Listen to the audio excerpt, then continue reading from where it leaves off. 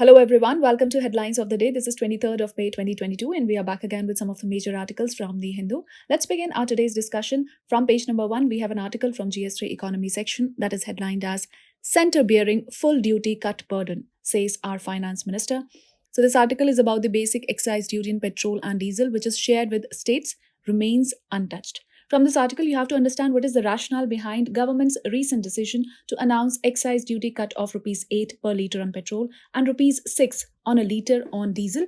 Implications of the move. Also, you have to know about the taxes levied on petroleum products like the basic excise duty, special additional excise duty, road and infrastructure cess, and agricultural and infrastructure development cess, that is AIDC. Moving further on page number 5 from GS1 Art and Culture, this article is about the Sangeet Kalani Awards. So, Music Academy to give away the awards for 3 years.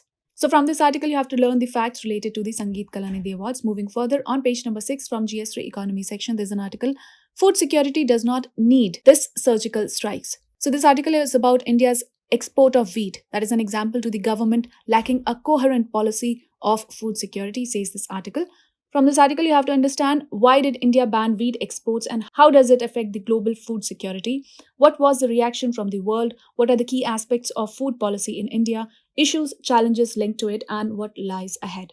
Moving further, on page number 6 itself, from GS2 Health section, there's an article about myopia. So it says that India needs to keep an eye on its myopia prevalence. Even though the current estimates in the country do not reflect trends as in Asia Pacific, India must be vigilant.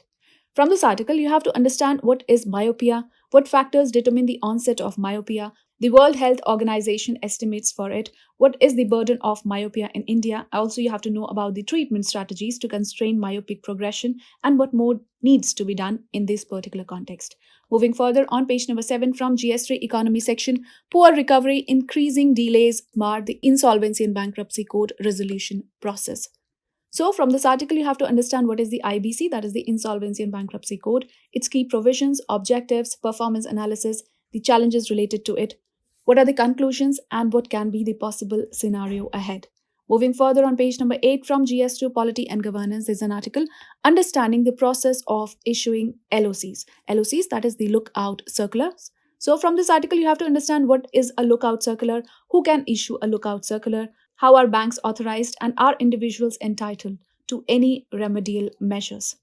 Okay, moving further on page number 9 from GS3 Science and Technology, this article is about the AI chips. So the article is headlined as The Rise of AI Chips. You have to understand what are these AI chips.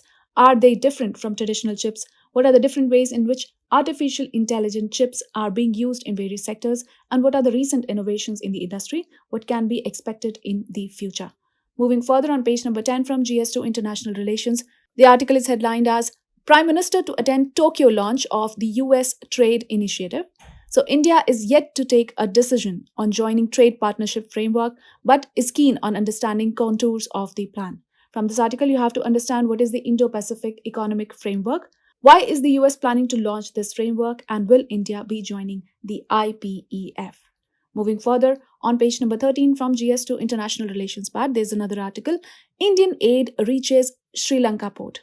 So, India has sent consignments of rice, milk powder, drugs and essentials to Colombo. From this article, you have to understand what are the various initiatives of India for crisis hit Sri Lanka. Why are they needed? You have to know about the present status of bilateral relations between India and Sri Lanka. Well, with this, we call it a wrap of today's edition of Headlines of the Day, The Hindu. This is Kritika signing off. I'll see you with more such videos. Till then, take care and do stay tuned.